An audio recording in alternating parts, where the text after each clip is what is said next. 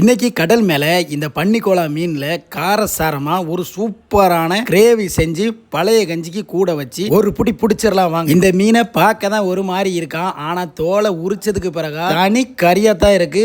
நடுமுள்ள தவிர மீதி எல்லாமே சதை தான். இந்த சமையல் ரொம்ப ரொம்ப ஈஸிங்க. இஞ்சி பூண்டை தட்டி வச்சிட்டோம், வரமிளகா, தக்காளி, பல்லாரி, கொத்தமல்லி, கருவேப்பிலை இது எல்லாத்தையும் சேர்த்து போட்டு ஒரு பிரட்டி இஞ்சி பூண்டு பேஸ்ட்டையும் சேர்த்து அது கூடவே நாம் வெட்டி வச்ச பலன்னு இருக்கிற இந்த பன்னிக்கோலா மீனையும் சேர்த்து அது கூடவே இன்னும் காரத்துக்கு மசாலா பொடியும் சேர்த்து போட்டு கூட கொஞ்சம் மிளகுத்தூளையும் சேர்த்து தேவையான அளவு உப்பையும் சேர்த்து போட்டு பிரட்டி எடுத்தா ஆகா சுவையான பன்னிக்கோலா கிரேவி ரெடி. கொதிக்கிறத பார்க்கும்போது எச்சி ஊறுதில்ல உங்க எல்லாருக்கும். வீடியோ ஷூட் பண்ணிட்டு இருக்கிறப்பவே பயங்கர டெம்ட் ஆயிடுச்சு. இதை டேஸ்ட் பார்த்தே ஆகணும். பொதுவாகவே கடல் மேலே பழைய கஞ்சிக்கு ஏதாவது காரசாரமாக கூட்டு வச்சாங்கன்னா எப்போவுமே அதோட காம்பினேஷன் ரொம்ப சூப்பராக இருக்கும். அப்போ ஒரு டிஃப்ரெண்ட்டாக ட்ரை பண்ணுறப்போ பழைய கஞ்சிக்கு பன்னிக்கோலா கிரேவி ட்ரை பண்ணுறப்போ அதோட டேஸ்ட் எப்படி இருக்கும். சூடாக வச்ச கிரேவியை இந்த பழைய கஞ்சி கூட சைடிஷாக வச்சு எடுத்து ஒரு வாய் வச்சம் பாருங்க, எப்பா இதுவல்லவோ சொர்க்கம் அந்த மாதிரி இருந்துச்சுங்க. பின்னாடி கடல், கையில் சூப்பரான சாப்பாடு, இதையெல்லாம் பார்க்குறப்போ ஒரு மாதிரி தனியாக ஒரு ஃபீலுங்க. நீங்களும் ஒரு வாய் சாப்பிடுங்க, காட்டுங்க, இந்தாங்க நீங்களும் ஒரு வாய் சாப்பிடுங்க. வரமிளகா வச்சு தரேன் கோவப்பட்டுட்டீங்களோ, பரவாயில்ல நானே சாப்பிட்டுக்கிறேன். இந்த லொக்கேஷனை பார்த்தீங்களா,